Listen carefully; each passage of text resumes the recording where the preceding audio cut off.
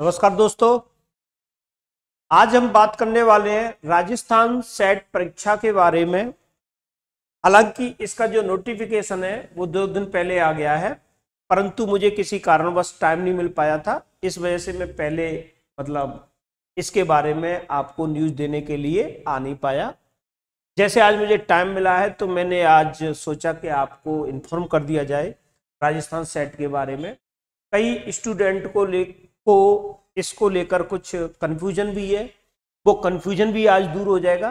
तो मेरी कोशिश रहेगी कि मैं आपको इस सेट एग्जाम के बारे में आपको सारा क्लियर कर दूं। देखो, ध्यान रखना, इस बार राजस्थान में जो सेट परीक्षा हो रही है ये 9-10 साल के बाद हो रही है। लास्ट 2013 में हुई थी, अब ये आई है। तो कई सालों बाद ये एग्जाम आया, इसके बारे में ये नोटिफिकेशन आया है और इसकी काफी डिमांड की जा रही थी, क्योंकि आने वाले समय में राजस्थान असिस्टेंट प्रोफेसर की भी वैकेंसी आने वाली है।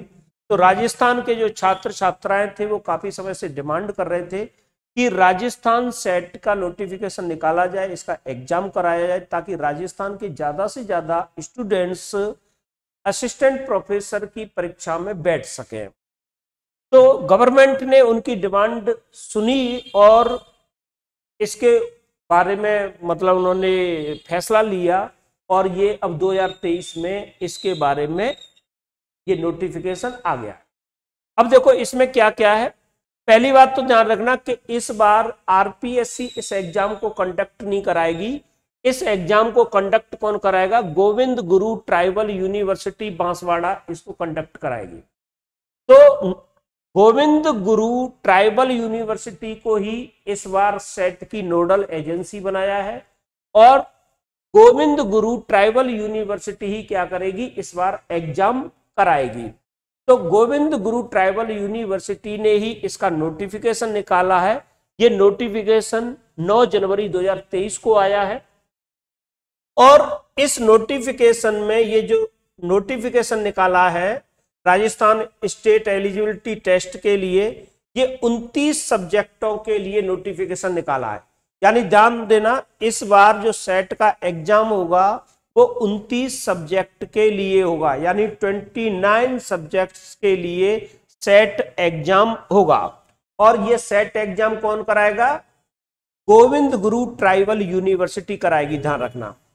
अब देखो इसमें क्या है कि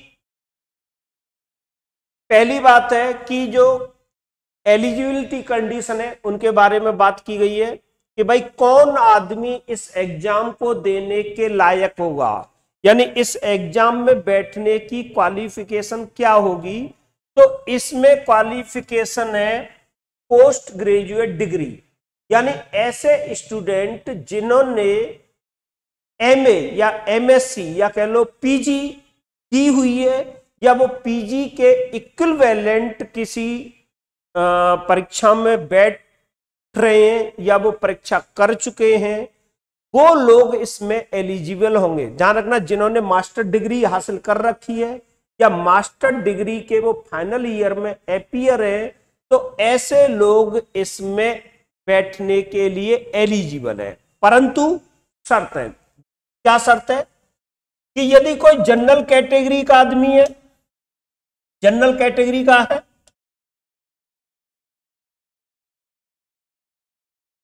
अगर जनरल कैटेगरी का है या ईडब्ल्यूएस कैंडिडेट है, तो उसके पीजी डिग्री में कम से कम 50% मार्क होने चाहिए। कम से कम 50% मार्क होने चाहिए। ध्यान रखना, जनरल और ईडब्ल्यूएस कैंडिडेट को उसके पीजी में 50% मार्क्स होने चाहिए। और जो ऐसे लोग हैं जो ओबीसी कैटेगरी में, परंतु ध्यान रखना ओबीसी यानी नॉन क्रीमी लेयर ओबीसी, अगर जो क्रीमी लेयर ओबीसी है वो जनरल में काउंट होगा, ध्यान रखना। तो यहां पे अगर नॉन क्रीमी लेयर ओबीसी है या एससी कैटेगरी का है या एसटी कैटेगरी का है या दिव्यांग है या थर्ड जेंडर का व्यक्ति है, तो उसको उसकी पीजी डिग्री में 50% मार्क्स चाहिए। कहने का मतलब है कि ईडब्ल्यूएस वाले, क्रीमी लेयर वाले, ओबीसी वाले और जो जनरल कैटेगरी के लोग हैं उनको पीजी डिग्री में 50% चाहिए तो ये एग्जाम दे पाएंगे, और बाकी लोगों को 50% चाहिए तो ये एग्जाम दे पाएंगे। दूसरी कंडीशन क्या है कि यदि कोई व्यक्ति मास्टर डिग्री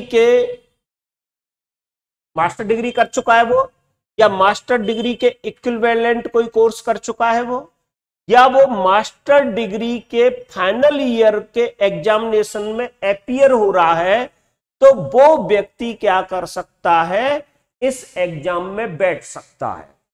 शर्त ये रहेगी कि अगर किसी कारणवश से उसका एग्जाम डिले होता है, यानी मास्टर डिग्री का जो एग्जाम दे रहा है वो एग्जाम डिले हो जाता है ना, या किसी वजह से वो दे नहीं पाता है और इधर ये सेट का एग्जाम हो जाता है, तो उसको क्या करना पड़ेगा, एक तो ये सिक्योर करना पड़ेगा कि सेट के एग्जाम के लिए जितनी मिनिमम परसेंट चाहिए वो परसेंट प्राप्त करनी पड़ेगी।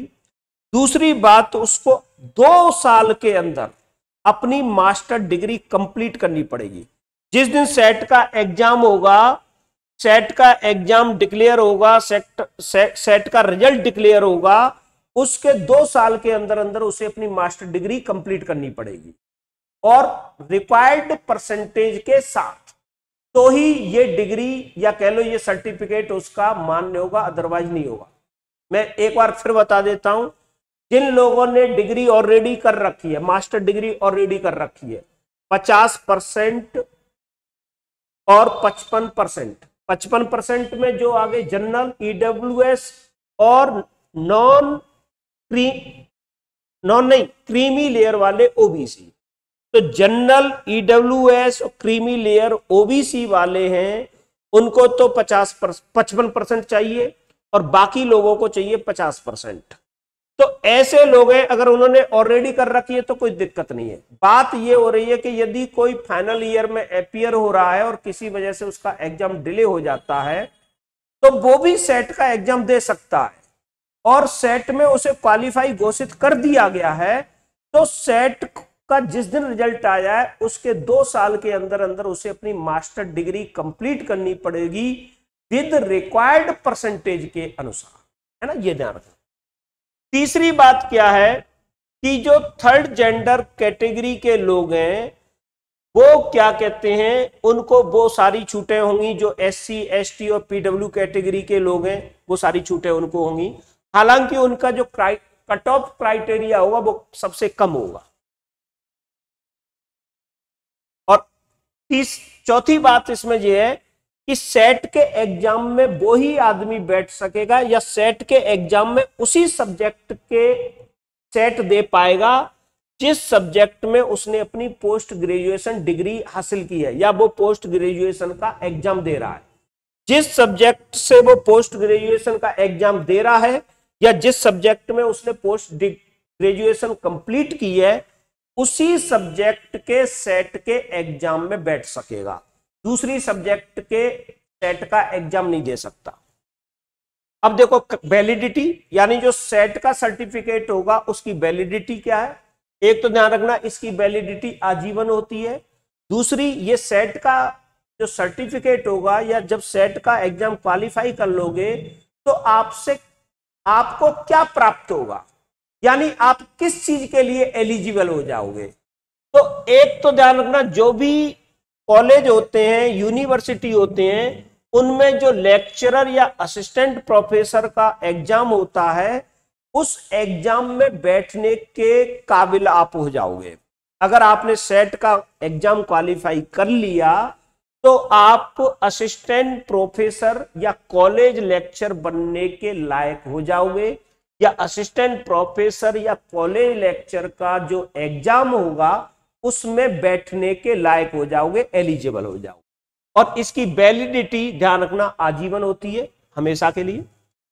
नेक्स्ट, पैटर्न ऑफ एग्जाम या कह लो स्कीम ऑफ टेस्ट, यानी जो परीक्षा होगी सेट की उसका पैटर्न क्या होगा, किस तरीके की स्कीम होगी, इस पे बात करते हैं। तो पहली बात तो ध्यान रखना, इसमें 2 पेपर होंगे, सेट के एग्जाम में 2 पेपर होंगे और दोनों पेपर क्या होंगे, ऑब्जेक्टिव टाइप होंगे, यानी वस्तुनिष्ठ प्रकार के मल्टीपल चॉइस के क्वेश्चन आएंगे। 2 पेपर होंगे, दोनों पेपर एक साथ होंगे, यानी बीच में कोई गैप नहीं होगा। दोनों पेपरों की 3 घंटे की अवधि होगी, यानी 180 मिनट होगी। परंतु ध्यान रखना इसमें कोई आपको गैप नहीं दिया जाएगा। पेपर 2 होंगे परंतु 2 पेपरों के बीच में कोई गैप नहीं होगा। दोनों पेपरों का जो सम्मिलित टाइम होगा वो 3 घंटे होगा। और 2 पेपर होंगे, पहला पेपर 100 नंबर का होगा जिसमें 50 क्वेश्चन होंगे, यानी हर क्वेश्चन 2 नंबर का होगा। और ये जो पेपर होगा, फर्स्ट पेपर होगा, ये सबके लिए कॉमन होगा, जनरल टाइप का होगा। इसमें क्या क्या आएगा, एक तो आएगा इसमें आपकी टीचिंग एप्टीट्यूड, दूसरा रिसर्च एप्टीट्यूड, फिर इसमें क्या आएगा, reasoning ability, reading comprehension, divergent thinking and general awareness of the candidate. यानी इसमें एक तो जो